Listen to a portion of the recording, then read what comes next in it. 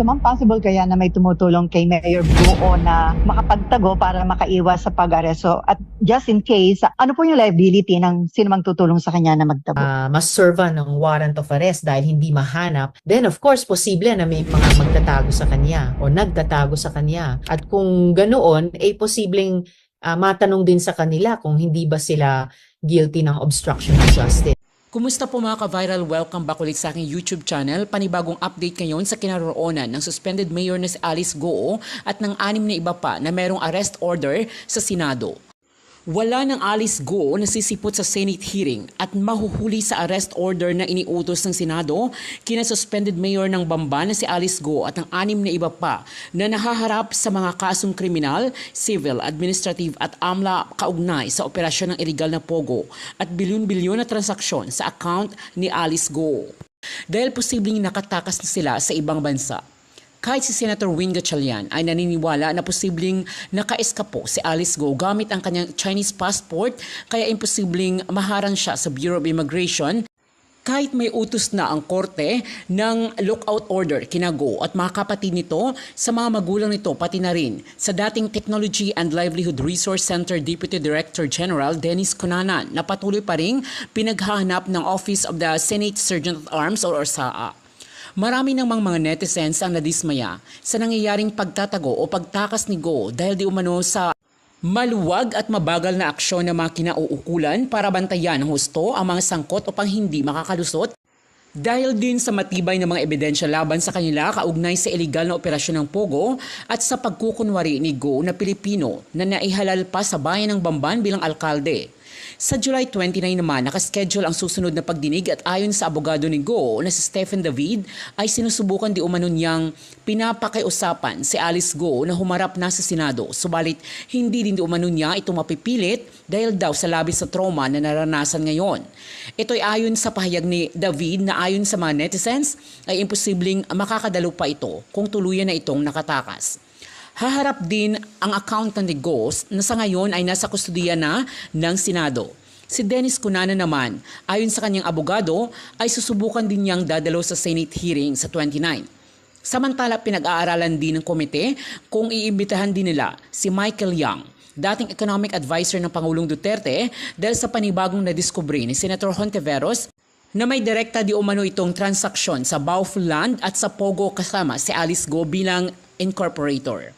Samantala sa kaugnay naman na balita ay humingi ng dagdag seguridad sina Senator Sherwin Gatchalian at Senator Risa Hontiveros sa Pasay PNP at kay Senate President Francis Escudero kaugnay di umano sa natatanggap na banta sa kanilang kaligtasan dahil sa mga lumalabas na balita sa ngayon na sila ay tinatarget ngayon ng mga sindikato kaugnay sa pag-iimbestiga nila sa illegal na Pogo operation.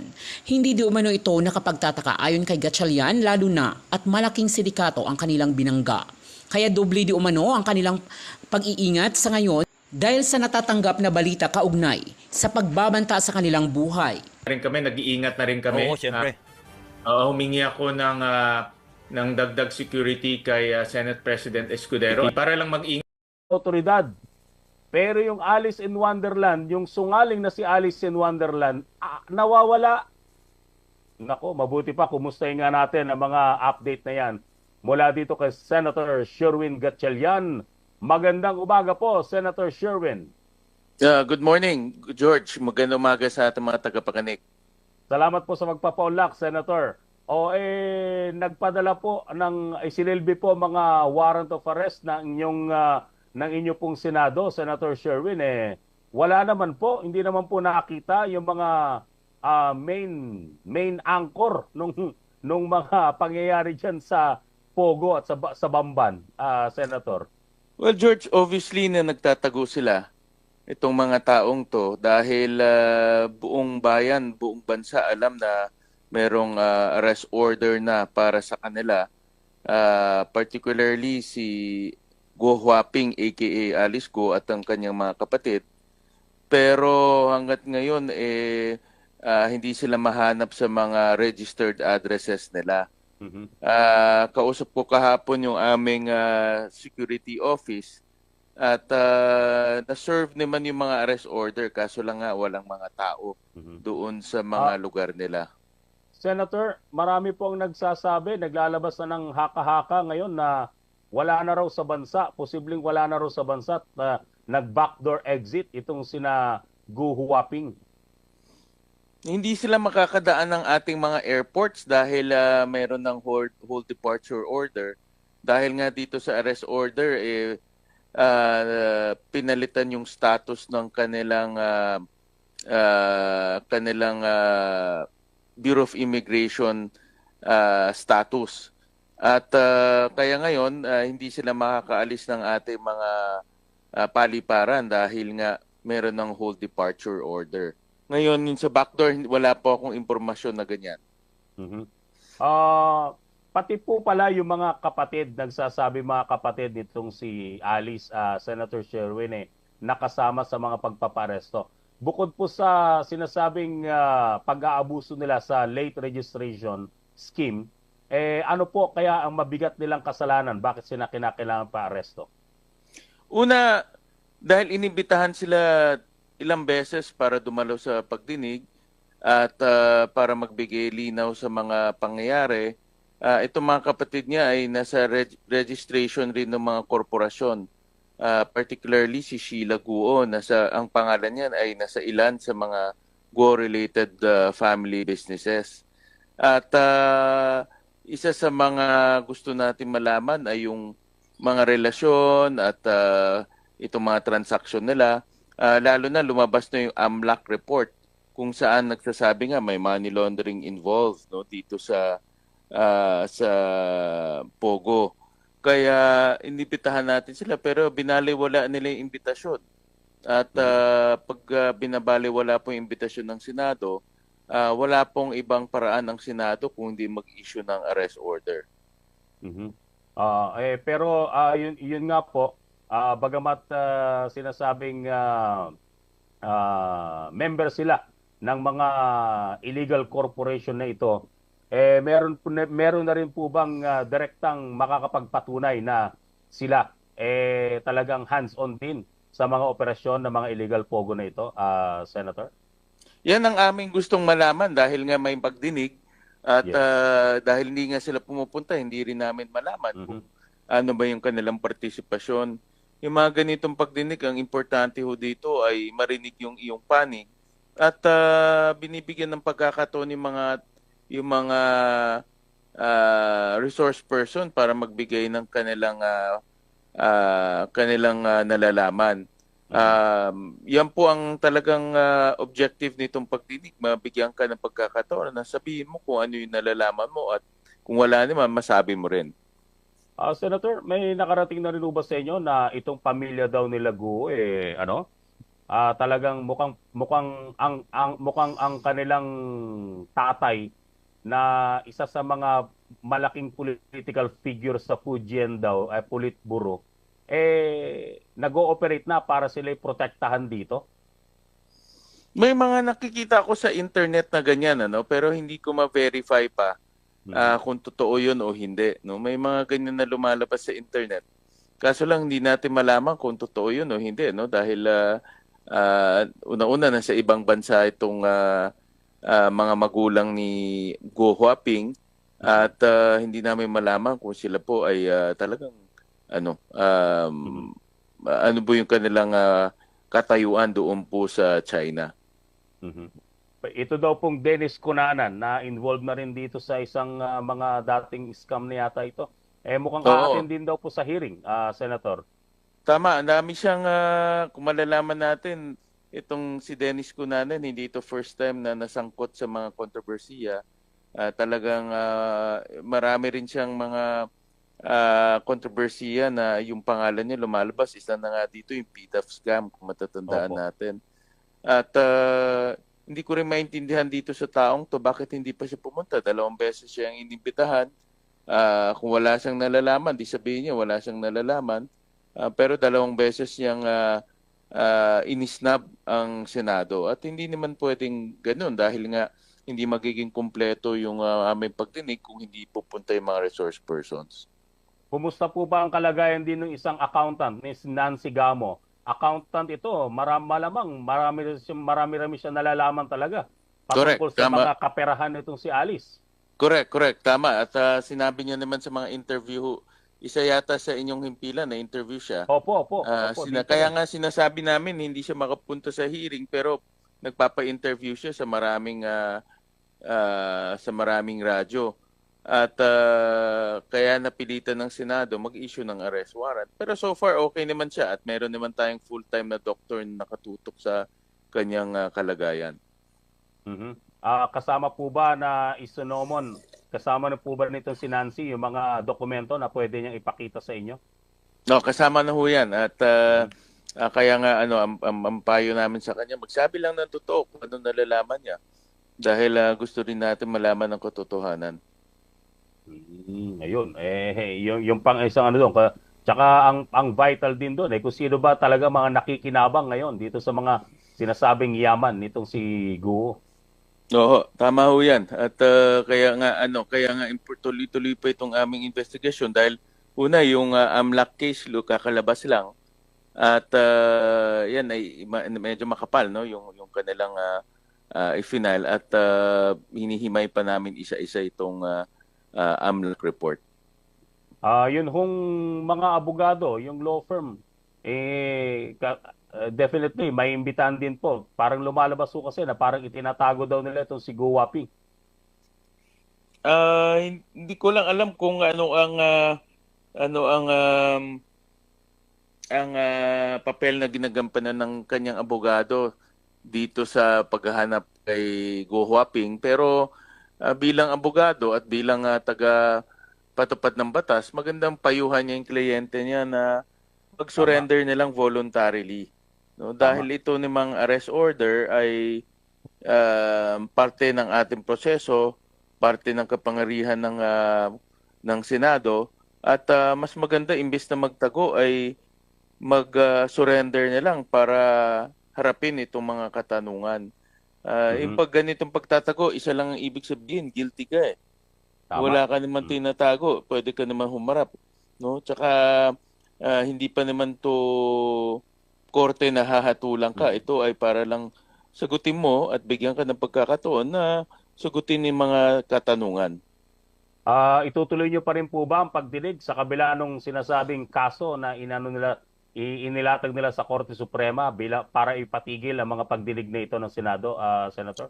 Wala pa naman desisyon ang Korte Suprema at kung babasahin natin yung body language ng Korte Suprema, nag-iingat rin sila dahil nga meron tayong separation of powers between the legislative and judicial branches at meron sarili tayong mga papel na ginagampanan at yan ay hindi natin, kumbaga hindi pinapakalaman ang isa't isa dahil nga sa mandato na ibinigay ng ating saligang batas. Siguro ang talagang primary concern dito ng Korte Suprema kung meron bang karapatang naapakan. Correct. Sa inyo po ba, Correct. may karapatan po ba kayo naapakan sa base sa inyong pagtingin? Di ho ba? Wala naman? Wala naman dahil ilang beses na kami nagkaroon ng pagdinig at hindi lang naman to ang first time na nag-i-issue ang Senado ng arrest order. Kung matatandaan natin, maraming nakukontempt, maraming nakukulong, maraming naaresto. Kaya ito ay normal procedure lang ng Senado, hindi ito bago at wala naman pinipiling tao. Ito po ay bahagi ng trabaho at bahagi ng mandato ng Senado. Yun.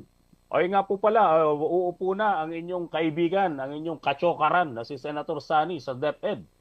Anong pong tingin nyo sa kanya magiging pamumuno sa Education Department? Napakagandang selection si Senator Sani at ngayon Secretary Angara na una pa man advokasya niya ay edukasyon, nanggaling yan sa kanyang ama, ipinagpatuloy niya at talagang hindi natin pwedeng tawaran yung kanyang karanasan at yung kanyang educational background.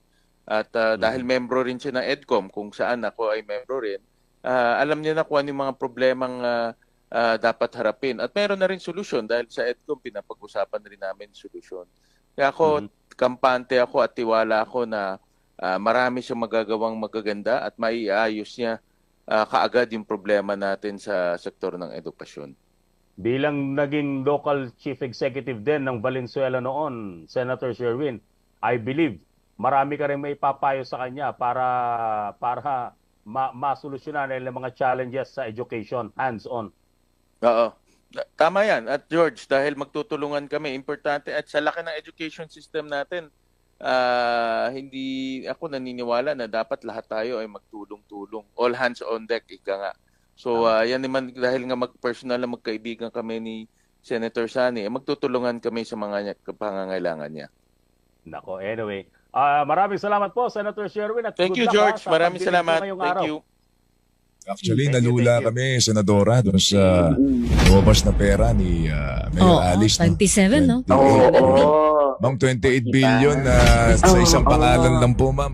Anong nakapanayam ka namin, nabanggit mo sa amin na may relasyon itong ginagawa ninyo, natuklasan nyo na may relasyon ito doon sa mga previous Senate hearing, no?